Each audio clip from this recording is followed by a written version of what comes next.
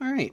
So today I've got a really good one for you. I'm very excited about bringing you uh, an essay that I will break down bit by bit to make sure that the persons who are here are able to keep up. Um, Written by Albert Einstein himself. Um, his essay is titled Why Socialism?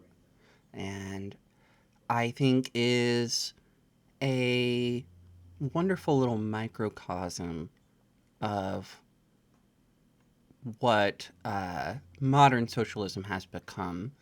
I think many people don't know it, but they already think a lot like Einstein.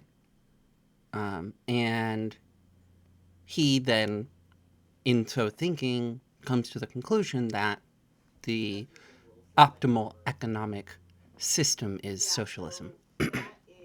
So, um, let's break it down. Let's talk about this essay. And it starts with the thesis in the form of a question and an answer. He says, is it advisable for one who is not an expert on economic and social issues to express views on the subject of socialism? I believe for a number of reasons that it is. So, here in this essay, we're hearing his reasons why he thinks it's a good idea for people who aren't experts to talk about economics. He says, let us first consider the question from the point of view of scientific knowledge. It might appear that there are no essential methodological differences between astronomy and economics. For example, scientists in both fields attempt to discover laws of general acceptability for a circumscribed group of phenomena in order to make the interconnection of these phenomena as clearly understandable as possible. So here he's saying that at first glance, if we consider economics to be a science, we compare it to other sciences, it might seem that there are not really huge differences between, say, astronomy and economics or chemistry and economics. And he then says, an explanation of why this might not be so obvious, because both of these things, let's say economics and chemistry, are looking at a group of observations, going, well, we have this stuff that's going on, and then trying to understand it as well as we can. That is essentially the goal. And we want to make those interconnections of all of the different rules and patterns we observe, we want to make that easier to understand. That's a large part of the sort of vision of scientific progress in general. And he's pointing out that economics largely shares this. But he goes on to say, but in reality, such methodological differences do exist.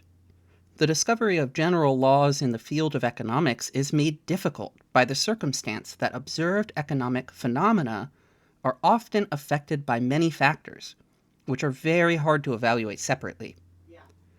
In addition, the experience which has accumulated since the beginning of the so-called civilized period of human history has, as is well known, been largely influenced and limited by causes which are by no means exclusively economic in nature.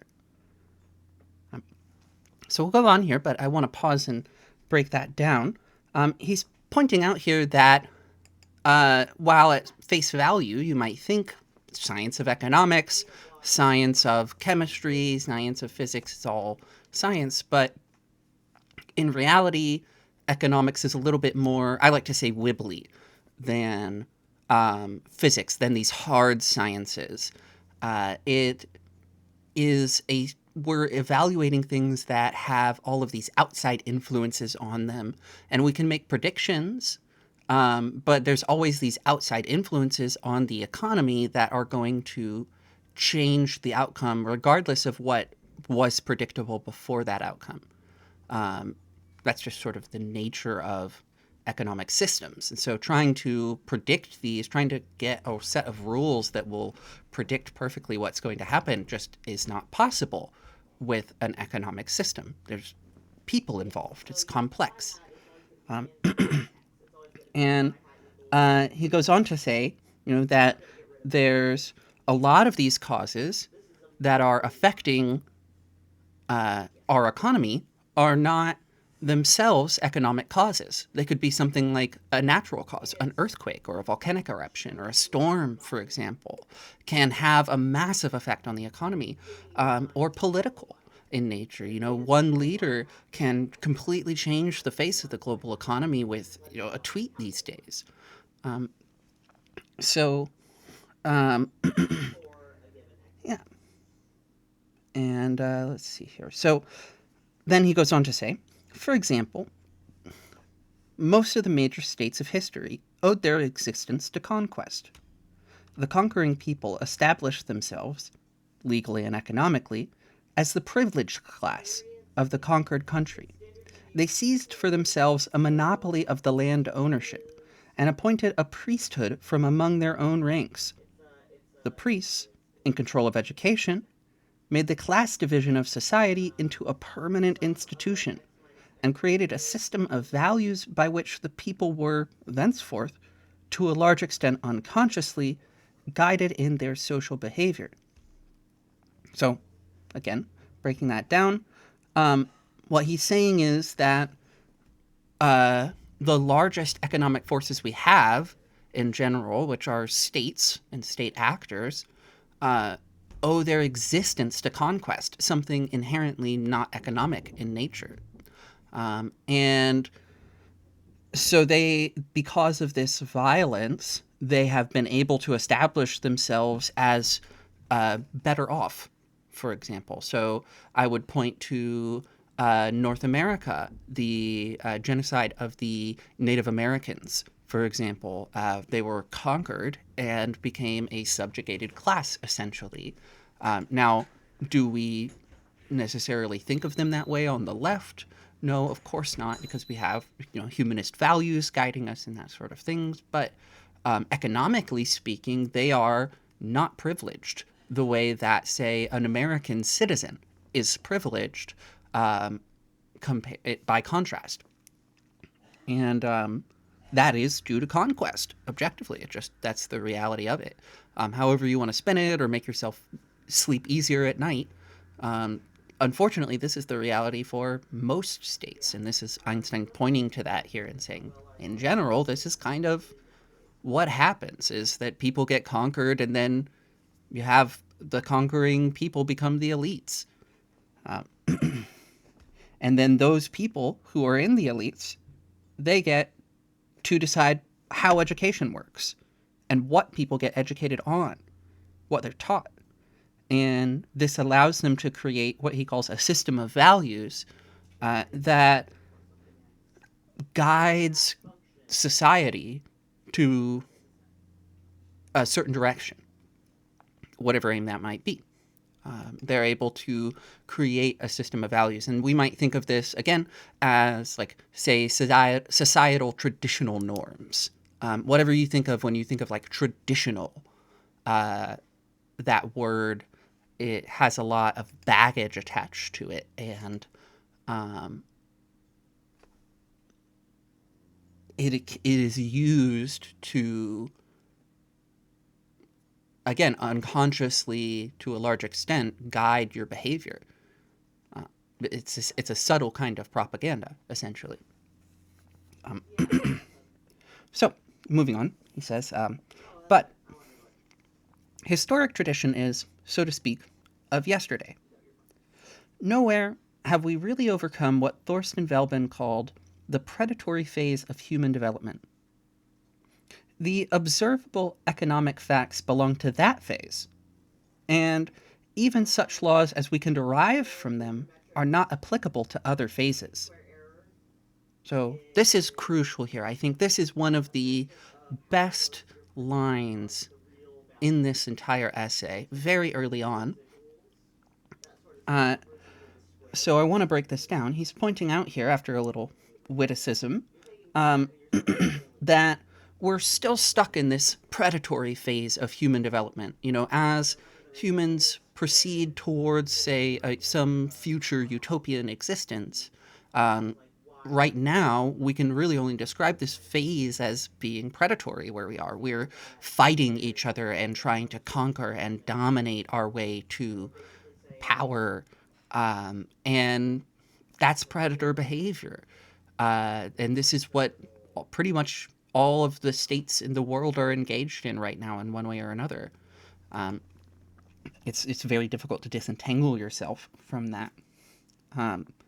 And what's more is that whatever we might figure out about economics, if we figure out some observable economic facts, some hard truths that cannot be denied, can't be argued with, there's no wiggle room with these, and they're used to make predictions that work, even if we figure that out, all of that only applies to the predatory phase of human development, to the time period that we're in right now. But the far-flung future utopian economy, it's not going to have the same economic forces. Ideally, in my opinion, it won't have any economic forces that will be obsoleted by societal constructions. But I'm getting ahead of myself. So we're in this predatory phase, and what we figure out in this predatory phase doesn't really tell us much about what's coming in the next phase, what that's going to look like. So we're really only talking about what to do right now to get out of this predatory phase. And he says, since the real purpose of socialism is precisely to overcome and advance beyond the predatory phase of human development, economic science in its present state can throw little light on the socialist society of the future. So here he's doubling down on that, essentially reiterating and saying, look, I think socialism, the goal of socialism, the real purpose of socialism, according to Einstein, is to overcome and advance beyond this predatory phase that Thorsten Veblen describes. And because that's the case, we don't really know what the future's going to look like. We don't really know what the economic laws of the future are going to be, what kind of outside influences might be throwing our predictions off. So that's his first point. It goes on. Second, socialism is directed towards a social ethical end. Science, however, cannot create ends, and even less instill them in human beings. Science can, at most, supply the means by which to attain certain ends. But the ends themselves are conceived by personalities with lofty ethical ideals, and, if these ends are not stillborn, but vital and vigorous, are adopted and carried forward by those many human beings who half unconsciously determine the slow evolution of society. So this is a lot packed into a small paragraph here. This is his second crucial point that he's bringing up here, is that when you're doing socialism, you're doing it in a way that approaches society from an ethical perspective. You're trying to behave ethically in terms of how your decisions affect the society, just in general, when you're doing socialism. And what he's going on to say here is that science, you're not trying to do anything with it. Science isn't a goal. Science isn't an idea that you strive towards. Science is like a measuring stick. It's a tool that you use to understand things, or that rather we use to understand things. But the things and the understanding, that's not science. That's something else. And the understanding specifically, he's calling these ends here. He says science cannot create ends that only a mind can create ends, or rather, as he says, personalities with lofty ethical ideals.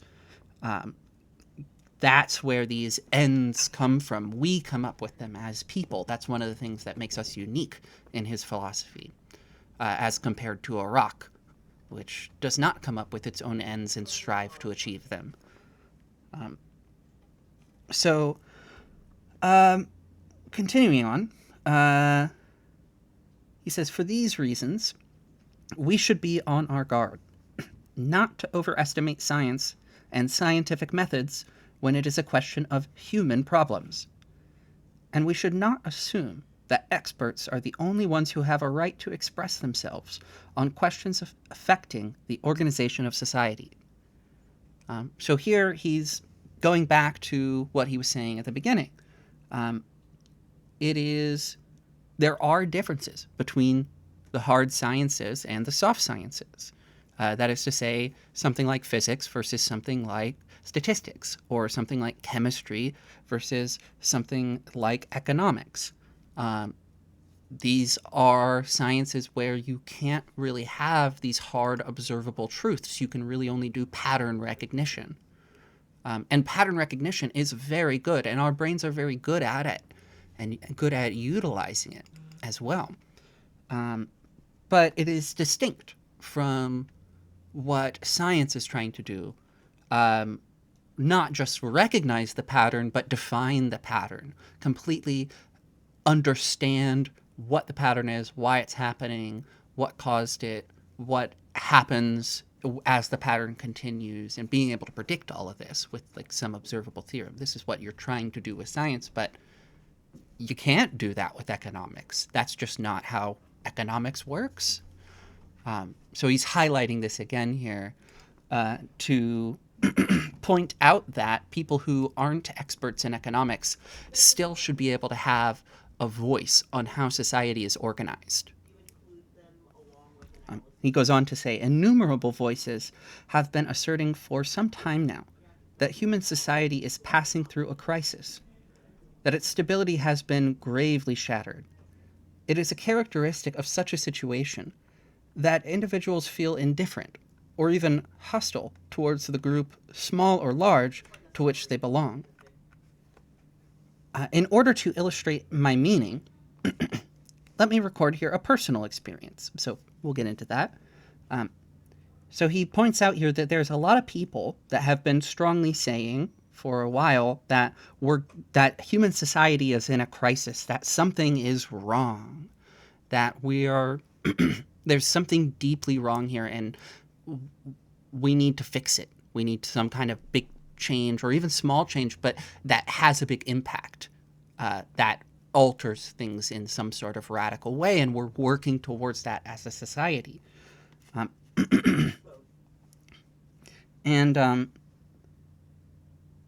So let's talk about his personal experience that illustrates this meaning. He says, I recently discussed with an intelligent and well-disposed man the threat of another war, which, in my opinion, would seriously endanger the existence of mankind. And I remarked that only a supernatural organization would offer protection from that danger. Thereupon, my visitor very calmly and coolly said to me, why are you so deeply opposed to the disappearance of the human race? I am sure that as little as a century ago, no one would have so lightly made a statement of this kind. It is the statement of a man who has striven in vain to attain an equilibrium within himself, and has more or less lost hope of succeeding. It is the expression of a painful solitude and isolation from which so many people are suffering in these days. What is the cause? Is there a way out? It is easy to raise such questions, but difficult to answer them with any degree of assurance. I must try, however, as best I can, although I am very conscious of the fact that our feelings and strivings are often contradictory and obscure, and that they cannot be expressed in easy and simple formulas.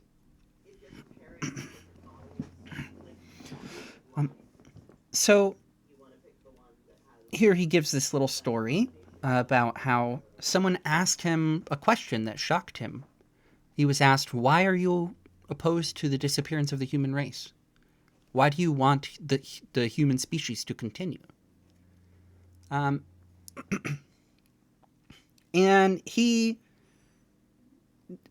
says that his conclusion here is that this is sort of a foolish question, that no one would have casually asked such a question until very recently, sort of alluding to this crisis that he was mentioning in the previous paragraph, saying that, something maybe is deeply wrong here with this question that he was asked. Why would you want humans to continue being? Of course we want humans to continue being. I hope. Life is beautiful. It's a wonder, in the literal sense of the word. It is wondrous. How is life at all? We still, there's so many questions we don't have answers to. And so this, he points out, he agrees in large extent with sort of what I'm saying, and ponders on how sad it is that this person would feel that way. All right, so I like this part here. He goes on to say, "Man is, at one and the same time, a solitary being and a social being. As a solitary being, he attempts to protect his own existence, and that of those who are closest to him, to satisfy his personal desires, and to develop his innate abilities. As a social being, he seeks to gain the recognition and affection of his fellow human beings, to share in their pleasures, to comfort them in their sorrows, and to improve their conditions of life.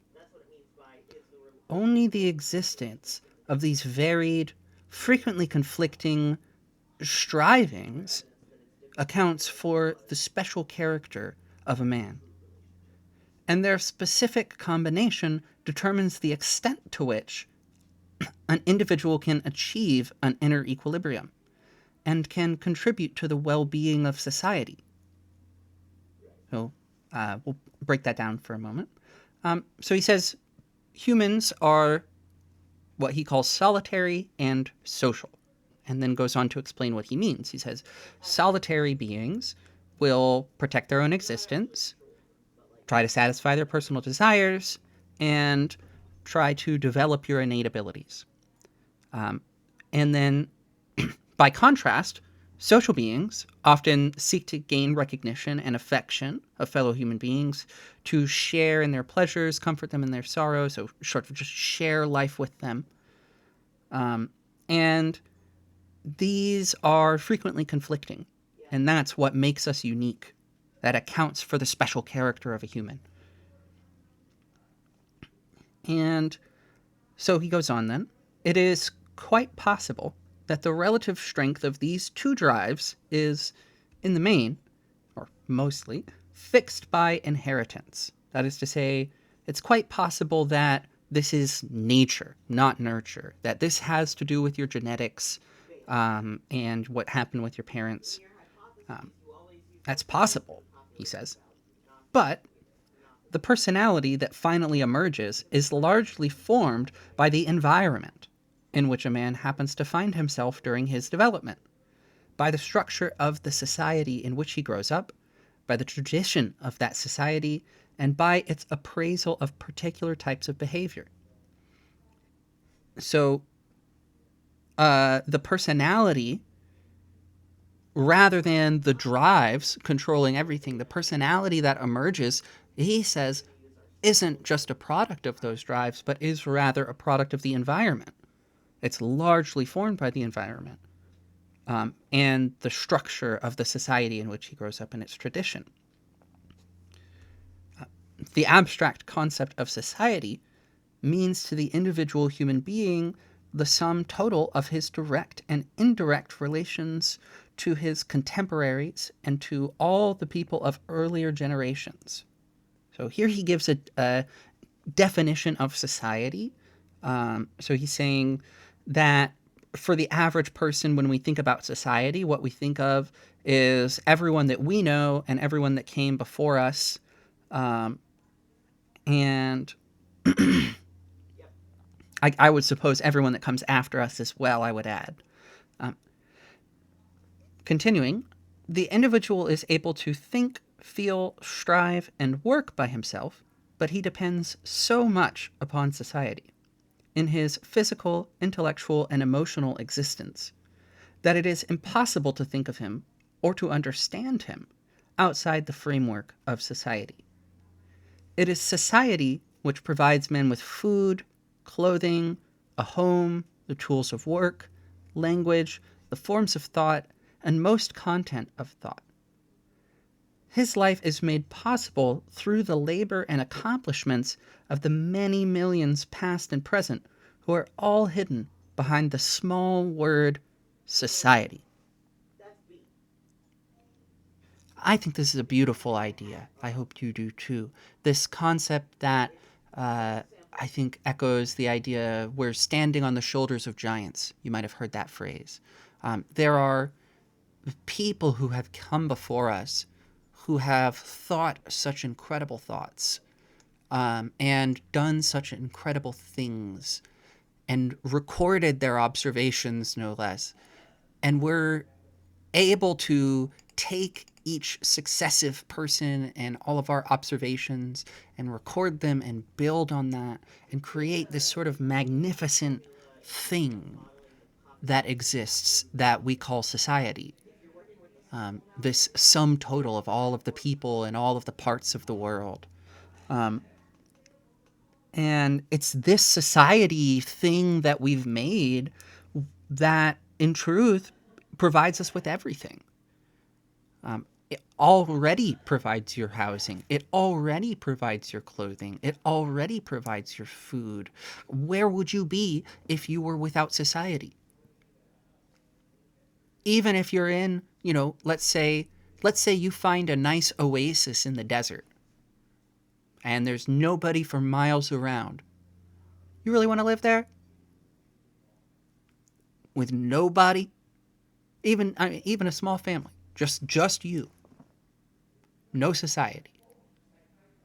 That's awful. No one wants that. Like, if you want that sincerely, you might have depression. Maybe seek therapy. We care about you here. We're checking in. But it's not healthy to want that. Because we're social creatures. By nature, we want to be a part of a society. And this society that we've made is not made just by us. It's made by our participation in it. Alongside everybody who came before us. And we're making it for the people who come after us. That's the idea. That's the concept here. And he goes on to say then, it is evident, therefore, that the dependence of the individual upon society is a fact of nature which cannot be abolished, just as in the case of ants and bees. So here he makes the analogy for me. Humans are social creatures. Deal with it. Period T. It's like ants and like bees are social. We're social. He says, however, while the whole life process of ants and bees is fixed down to the smallest detail by rigid hereditary instincts, the social pattern and interrelationships of human beings are very variable and susceptible to change. Memory, the capacity to make new combinations, the gift of oral communication, all of these have made possible developments among human beings which are not dictated by biological necessities. So consider this to explain what he's saying there. For millions and millions and millions and millions of years, hundreds of millions of years, maybe even longer than that. I don't actually know much about the history of life. I should look into that, maybe do an episode about it, how long life has been around. But for a real long time, evolution has occurred because of biological pressures, as far as we can understand. Essentially, it's better to be a certain way because the world is sort of dog eat dog, so to speak. And if you have these survival traits, you're better off. And it's only very recently, it's only just now that we have this society thing. And it's made possible insane things that have nothing to do with our biological needs and are not a process of natural evolution over the course of millions of years. We are able to just sit in our chair and think real hard and come up with something new and contribute that to society.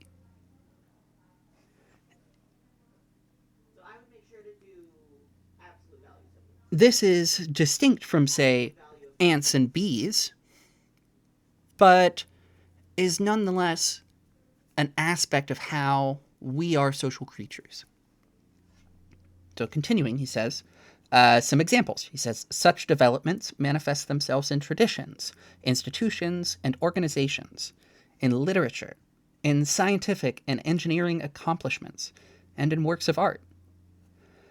This explains how it happens that, in a certain sense, man can influence his life through his own conduct, and that, in this process, conscious thinking and wanting can play a part. So, not only are we able to create new things, we can do so consciously. We can decide to create a new thing and then go do it, go create it. And that's awfully special, wouldn't you say? You don't see that anywhere else in the animal kingdom, at least not on Earth. Let's see, or I'd be excited to see it elsewhere, I suppose. He continues, man acquires at birth, through heredity, a biological constitution which we must consider fixed and unalterable, including the natural urges which are characteristic of the human species.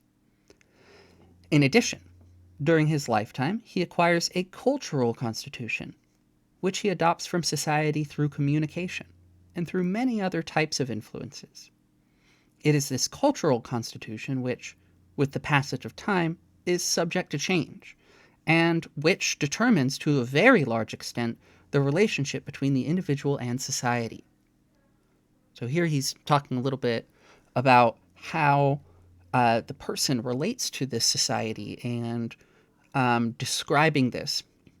He says there's this biological constitution, there's this sort of fixed way that you were born this way, and that exists. But there is also what he calls a cultural constitution, a sort of second side of you that's mushier and subject to change.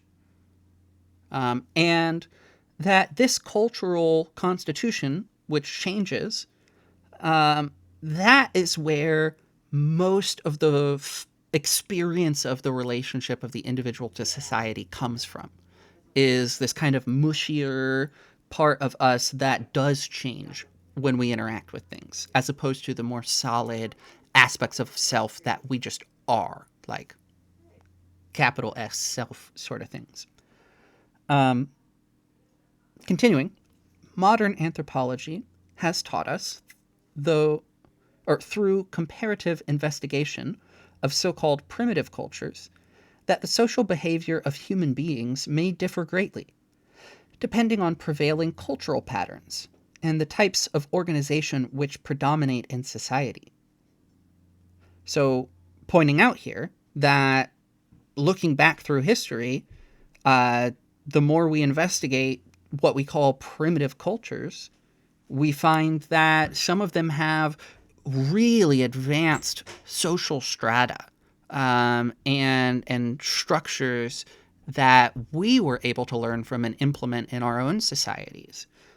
Perhaps we can do some essays about that. And that it varies greatly really dramatically, and depends what is developed, what the expertise is in, has a lot to do with the culture of the place and the time. So he says, it is on this that those who are striving to improve the lot of man may ground their hopes. So here he's saying, if you want to make the experience of all humans better, listen up. That's what he's saying here. Right here, you want to hear this because this is how we're going to do it. He says, listen, listen, listen. Human beings are not condemned because of their biological constitution to annihilate each other or to be at the mercy of a cruel, self-inflicted fate. And with that, I'll leave you to think on that line, and I'll see you next time. I love you. Thank you very much. Survival is resistance. See you next time.